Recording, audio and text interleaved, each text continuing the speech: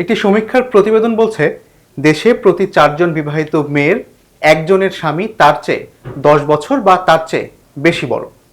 আজকে আমরা এই বিষয়টি নিয়ে কথা বলতে চাই। এই বিষয়ে কথা বলতে আমার সঙ্গে যুক্ত আছেন প্রথম আলোর জ্যেষ্ঠ প্রতিবেদক নাজনীন আক্তার। আর আপনাদের সবাইকে স্বাগত জানাচ্ছি। আমি এস আল আরেফিন। নাজনীন আক্তার, কেমন আছেন? জি, ভালো আছি। আপনি ভালো আছেন? আমি ভালো আছি।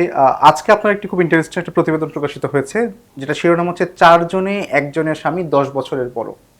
আসলে এই প্রতিবেদনটা কেন করা হলো আসলে? হ্যাঁ, আমি একটু বলে নিই আপনাকে যে এইটার আসলে সোর্সটা কি। সেটা হচ্ছে Bangladesh multiple indicator cluster survey যেটা আছে, ওটা আপনি জানেন যে 3বার হয়েছে রিপোর্টটা। তো গত বছর এটা তৃতীয় দফায় একটা প্রকাশ হয়েছিল। এটা বাংলাদেশ পরিসংখ্যান ব্যুরো বিবিএস এবং ইউনিসেফ মিলে এটা করেছে আর কি।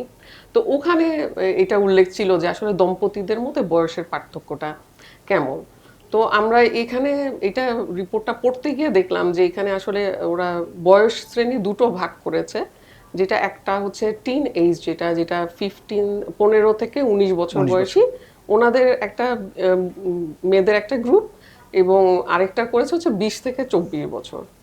তো দুটো ক্ষেত্রেই দেখা যাচ্ছে যে 1/4 মতো, যেমন একটু কম বেশি, যেমন 15 থেকে 19 বছর বয়সী যে মেয়েরা আছে ওদের 24%, এবং 20 থেকে 24 বছর বয়সী যে মেয়েরা আছে ওদের ক্ষেত্রে 26% হচ্ছে স্বামী 10 বছর বা এর বেশি বড়। এর বেশি বড় বলতে আপনি বুঝতে পারছেন, এটা 12 হতে পারে, 15 হতে পারে, 20ও হতে পারে। মানে বড়টার আর কোনো লিমিট তারা বেঁধে দেয়নি। তো ওটা দেখে আমার আসলে, আমি কিছুদিন আগে একটা তো ওটা দেখেছিলাম, আরেকটা হচ্ছে আমি কিছুদিন আগে সিরাজগঞ্জে ঘোরজার ইউনিয়নে গিয়েছিলাম। ওটা একটা দুর্গম চর এলাকা। তো ওখানে দেখেছিলাম যে কিছু দম্পতি, ওখানে আপনি হয়তো জানেন যে ওখানে সরকারি কোনো স্বাস্থ্য ক্লিনিকই নেই। ওখানে যেতে হলে স্বাস্থ্যসেবা পৌঁছায় না এখন। না, স্বাস্থ্যসেবা পৌঁছায় না, এবং গর্ভবতী মেয়েদের যে ওদের স্বাস্থ্যসেবা নিতে হলে ওদেরকে একদম মানে দুর্গম পথ, মানে খুবই দুর্গম রাস্তা, মোটরসাইকেলে করে আসতে হয় অন্তঃসত্ত্বা মেয়েদেরও, এবং তারপরে তাদের নৌকায় পার হয়ে তারপরে গিয়ে তারা সরকারি সেবা পায়। তো ওখানে হচ্ছে একটা বেসরকারি সংস্থা ব্র্যাক, তারাও করেছে, একটা ক্লিনিক করেছে। তো আমরা ওখানে গিয়েছিলাম। তো ওখানে গিয়ে এরকম দেখলাম যে কিছু মেয়ে আসছে, তাদের হাজবেন্ডের সাথে বয়সের পার্থক্য অনেক বেশি। তো সেখান থেকেই মনে হলো যে এটাও আসলে আমরা একটু প্রতিবেদন করতে পারি, সেখান থেকেই করা আর কি।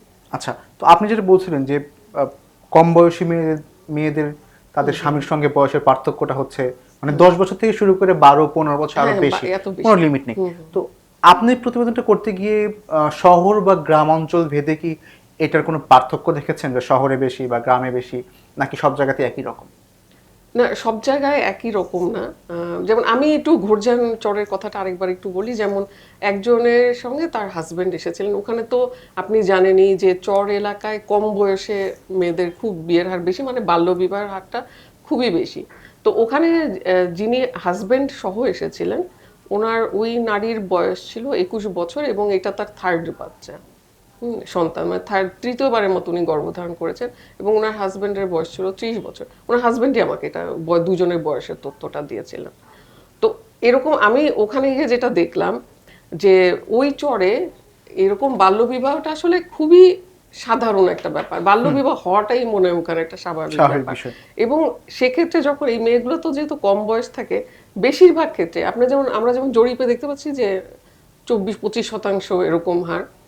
কিন্তু এরকম যখন ওদের কম বয়সে বিয়ে হচ্ছে, বেশিরভাগ ক্ষেত্রেই তাদের হাজবেন্ডের সাথে তাদের বয়সের একটা বড় পার্থক্য তৈরি হচ্ছে। এবং আমি ওখানে থেকে আমি যেটা উপলব্ধি করলাম, এবং পরে আমি বিশেষজ্ঞদের সাথেও কথা বলেছি, যে ওই মেয়েটা যখন গর্ভধারণ করে, ধরেন গর্ভধারণের জন্য তো একটা মানসিক প্রস্তুতি বা তার শারীরিক গঠনের, শরীরের সঙ্গে সঙ্গে হ্যাঁ মানসিক একটা হ্যাঁ, একটা ব্যাপার পরিপক্কতা আছে। আসার বিষয়। হ্যাঁ, এবং সে কবে মা হতে পারবে, কতদিন তার গ্যাপ থাকা উচিত একটা সন্তান নেওয়ার পরবর্তী সন্তান পর্যন্ত। তো সেইখানেও সে হচ্ছে বুঝতে পারে না যে, যেহেতু তার বয়স কম, সে ওই সিদ্ধান্তগুলো নিতে পারে না। এই সমস্ত সিদ্ধান্ত তার শ্বশুরবাড়ির লোকজন এবং তার স্বামী নিয়ে থাকে আর কি। মানে আমি যেমন একটা মেয়ের সাথে কথা বলেছিলাম, সে বলতেও পারে না যে সে আসলে কতদিনের অন্তঃসত্ত্বা, বা এই যে জন্ম নিয়ন্ত্রণ সামগ্রী যে ব্যবহার করে যে একটা বিরতিতে যেতে হবে, এই ধরনের তার কোনো ধারণা নেই। মানে এখান থেকে না একটা স্পষ্ট বোঝা যায় যে আসলে তার, সে নিজের সিদ্ধান্তটা আসলে নিতে পারে না। তো এটা তো একটা ব্যাপার আছেই। তো আমি চর এলাকায় যেটা আমরা দেখতে পাই যে, যেহেতু ওখানে বাল্যবিবাহের হারটা বেশি, ওখানে আপনার, মানে আমি যদি ওটাকে দরিদ্র বা অতি দরিদ্র এলাকা বলে থাকি, এরকম বাংলাদেশে যে এই দরিদ্র এলাকাটার সাথে ধনী মানে দরিদ্র পরিবার এবং ধনী পরিবারের যে তফাৎটা তারা তুলে ধরেছে জরিপে, সেখানে আমরা দেখেছি যে একটা পার্থক্য আছে আর কি। ওখানে তাদের বলা আছে বেশ কয়েক বছরের, যেমন শহরাঞ্চলে একটা বলা আছে, গ্রামাঞ্চলে একটা বলা আছে। যেমন গ্রামের ক্ষেত্রে আমরা দেখছি যে প্রথম বিয়ের গড় বয়স তো একটা করে, জানেনই আপনি জরিপে। তো ছেলের ক্ষেত্রে এটা 22 হচ্ছে, মেয়ের ক্ষেত্রে 17 হচ্ছে, এটা গ্রামে। এবং শহরে এটা হচ্ছে মেয়েদের ক্ষেত্রে 22, ছেলেদের ক্ষেত্রে 27 বছর। হ্যাঁ, তো এরকম প্রত্যেকটা ধরেন তার সম্পদের বিবেচনা প্রত্যেকটা ধাপে এরকম পার্থক্য আছে। আচ্ছা নাজনীন, এই যে বয়সের পার্থক্য দম্পতিদের মধ্যে, এটা কি আসলে তাদের দাম্পত্য জীবনে কোনো প্রভাব ফেলে কিনা? হ্যাঁ, ওইটাই আমি একটু আগে বলছিলাম যে যে মেয়েটার কথা আমি বললাম না, যে সে আসলে সিদ্ধান্ত নিতে পারছে না যে তার কি করা উচিত। এবং কয়েকটি মেয়ে বলেছিল যে এটা বড়রা জানে, মানে ওর ব্যাপারে ওর কোনো সিদ্ধান্ত নেই। তো আমি এখানে আমাদের বিশেষজ্ঞ মন্তব্য ব্যবহার করেছি প্রতিবেদনে। তো ওনারা এটাই বলছিলেন যে বয়সের পার্থক্যটা হলো একটা বোঝাপড়ার একটা সংকট তৈরি হয়, অনেক সময় দেখা যায় এটা সহিংসতার দিকেও গড়ায়। হ্যাঁ, তারপরে যে আছে, যেহেতু মেয়েটার বয়সটা অনেক কম থাকে, ওর কিন্তু নিজের সিদ্ধান্ত যেহেতু সে নিতে পারে না, তার মধ্যে না একটা ভাবনা তৈরি হয় যে এই যে স্বামী নির্যাতন করে, এইটা বোধহয় একটা স্বাভাবিক ব্যাপার। যেমন এই জরিপে খুবই সুন্দর করে একদম স্পষ্ট করে লেখা আছে যে প্রতি 4 জনের একজন মেয়ে মনে করছে সে যদি রান্না করতে গিয়ে পুড়িয়ে ফেলে, সে যদি বাচ্চাদের ঠিকভাবে দেখাশোনা না করতে পারে, সে যদি না স্বামীকে না বলে বাইরে যায়, তাহলে তাকে স্বামী নির্যাতন করতে পারে। তার এই যে মানে তার স্বামী বড় তার থেকে, ওইটার একটা প্রভাব কিন্তু পড়ে এই সহিংসতার ক্ষেত্রে। এবং যেটা আমাদের এখানে একজন বিশেষজ্ঞের মন্তব্য আছে, যিনি বলছেন যে এটা তার কনজুগাল লাইফ লিড করতে গিয়েও তার একটা সমস্যা হয়। আর যেহেতু দেখা যাচ্ছে এইসব ক্ষেত্রে কম বয়সে বিয়ে হচ্ছে, এবং তার ফলে তার অন্তঃসত্ত্বাও হচ্ছে কিন্তু কম বয়সে, এবং এর ফলে জনসংখ্যা বৃদ্ধির একটা ইয়া থাকে, জনসংখ্যাও অনেক দ্রুত বাড়ে। আরেকটা হচ্ছে যে তার যৌন সংক্রান্ত কিছু রোগ তার দেখা দিতে পারে।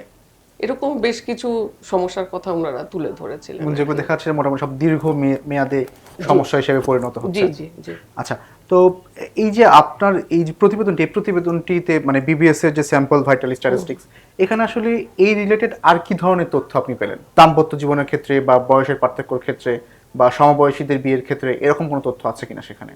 হ্যাঁ, এটা প্রত্যেকটার ক্ষেত্রে আলাদা আলাদা করে তাদের বলা আছে। যে আমি যদি একটু আপনাকে দেখে বলি যে এখানে মানে খুব সুনির্দিষ্টভাবে প্রতিবেদনটাতে বলা আছে, এটা অবশ্য তারা শুধু 15 থেকে 19 বছর বয়সী যারা বিয়ে করছে তাদের ক্ষেত্রে খুব ডিটেল দিয়েছে। তো ওখানে বলা আছে যে এই বিবাহিত কিশোরী, যেহেতু এটা একদম কিশোর বয়স, 45% স্বামী তাদের থেকে 5 থেকে 9 বছরের বড়। মানে এটা হচ্ছে 5 থেকে 9 বছরের বড়, মানে 10 বছর নিচে যাদের বয়স। এবং 20% স্বামী সমবয়সী বা 4 বছরের তাদের বয়সের পার্থক্য। আর মাত্র 1% আমরা পেয়েছি যাদের হচ্ছে মানে স্ত্রী স্বামীর চেয়ে বড়। এরকম শুধু একটা বয়সের ক্ষেত্রে তারা দিয়েছে আর কি। বিশেষজ্ঞরা কি এটার ক্ষেত্রে কোনো স্ট্যান্ডার্ড পার্থক্য তারা মনে করেন কিনা? এরকম কি কোনো রেঞ্জ আছে? মানে একটা আছে যেটা আমরা জানি, মানে সাধারণভাবে আমরা যেটা বুঝতে পারি যে একজন প্রাপ্তবয়স্ক কাকে বিয়ে করবেন ওইটার মতামত আসলে আমরা দেই না। মানে এটা অন্যান্য দেশে আমরা দেখি যে বয়সের পার্থক্য এরকম বিয়ে করছে, কিন্তু প্রাপ্তবয়স্কদের ক্ষেত্রে হয়তো তাদের নিজেদের সিদ্ধান্ত নেওয়ার একটা ব্যাপার থাকে, যেটা আমরা হয়তো তাদের নিজেদের সিদ্ধান্ত নেওয়ার বিষয়টাকে মর্যাদা দিতে পারি, সম্মান করতে পারি। কিন্তু যখন এটা বাল্য বিবাহের ক্ষেত্রে হয়ে যায়, মানে যা অপ্রাপ্ত বয়স্ক যখন একজনের ক্ষেত্রে এটা হয়, তখন অবশ্যই এটা আমাদের এটাতে একটা ইন্টারফারেন্স দরকার পড়ে। কারণ ওটা আসলে তার জন্য ক্ষতির কারণ হচ্ছে। কিন্তু তার এই যে কম বয়সে এবং বেশি পার্থক্যের বিয়েটা, বা কম বয়সে সমবয়সী বিয়ে করুক, কোনোটাই তার জন্য কিন্তু ঠিক না।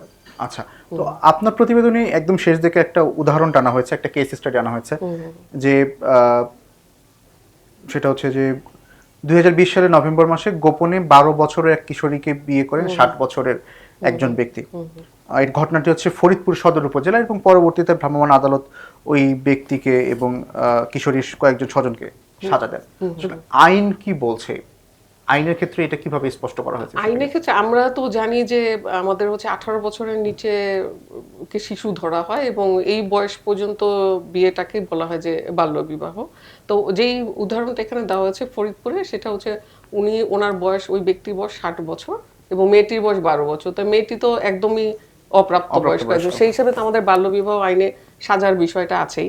এটা ছাড়াও আমি যখন এটা মানে বেশি বয়সের পার্থক্য এরকম আর কি কি ঘটনা আছে ওটা দেখতে গেছি, তখন এরকম কিন্তু অনেক পেয়েছি এবং অনেকগুলো ঘটনা এরকম আছে যাদের আসলে 10 বছর না, তাদের আসলে 20-30, যেমন এইখানে কত পার্থক্য, মেয়ের বয়স 12 এবং ওনার বয়স 60 এবং আপনি 48 বছরের বড়। হ্যাঁ, এবং আমি সামাজিক যোগাযোগ মাধ্যমেও কিছু ভিডিও দেখেছিলাম, যেহেতু ওইটা আমরা নিজেরা যোগাযোগ করিনি দেখে ওটার উদাহরণগুলো টানিনি রিপোর্টে, যেটা এরকম জোর করে বিয়ে দিচ্ছে এবং বয়স্ক হয়তো প্রবাসী এরকম বয়স্ক মানুষ তাদের সাথে এরকম জোর করে কম বয়সী মেয়েদের বিয়ে দিচ্ছে।